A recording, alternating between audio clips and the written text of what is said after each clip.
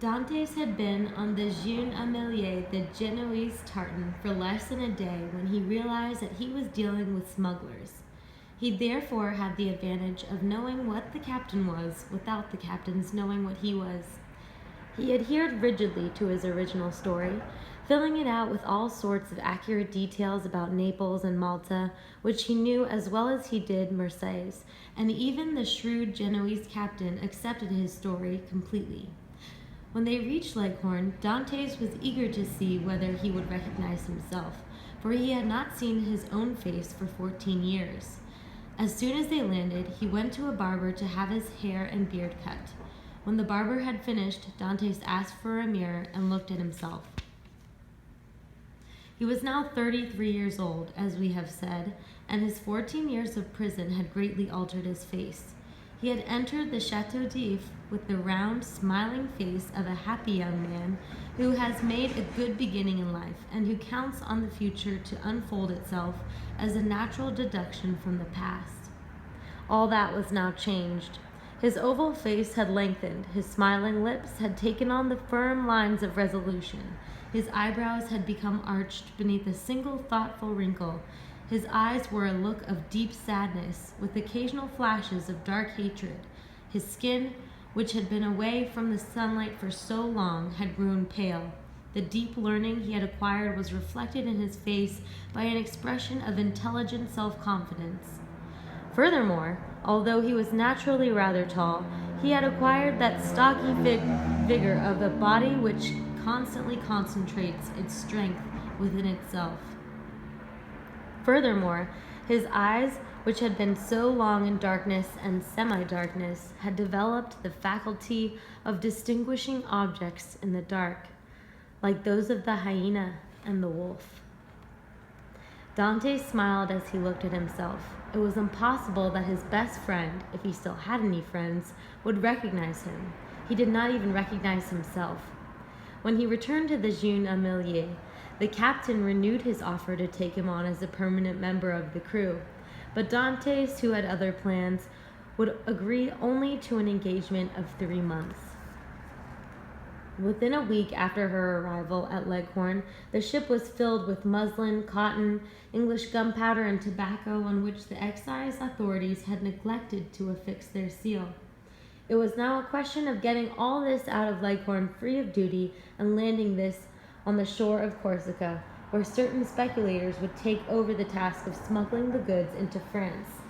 They set sail, and Dantes once again found himself moving across that blue sea which he had seen so often in his dreams during his imprisonment. When the captain came up on deck the next morning, he found Dantes leaning over the bulwarks and gazing, with a strange expression on his face, at a pile of granite rocks which shone pink in the rising sun. It was the Isle of Monte Cristo.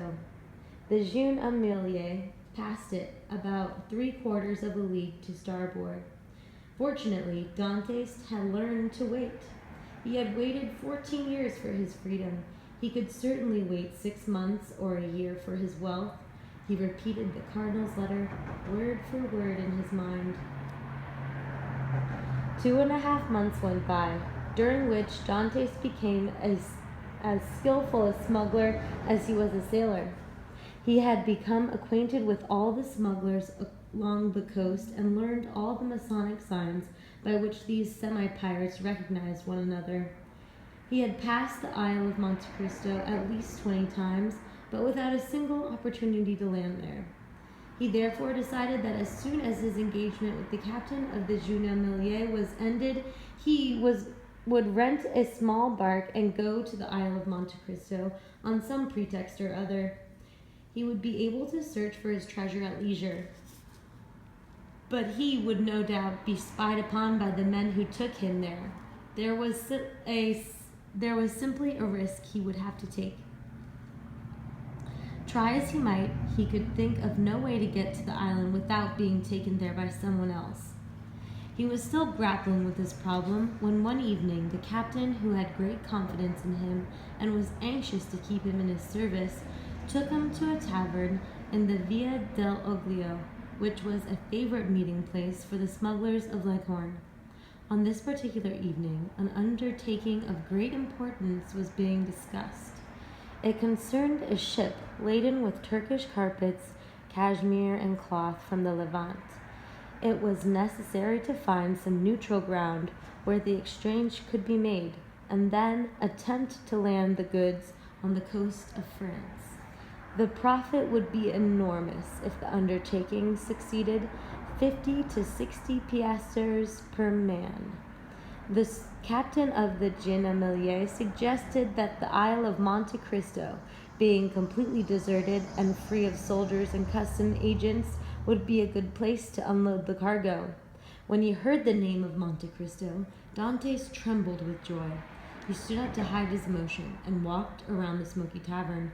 When he returned, it had been decided that they would land on Monte Cristo and that they would leave the following night.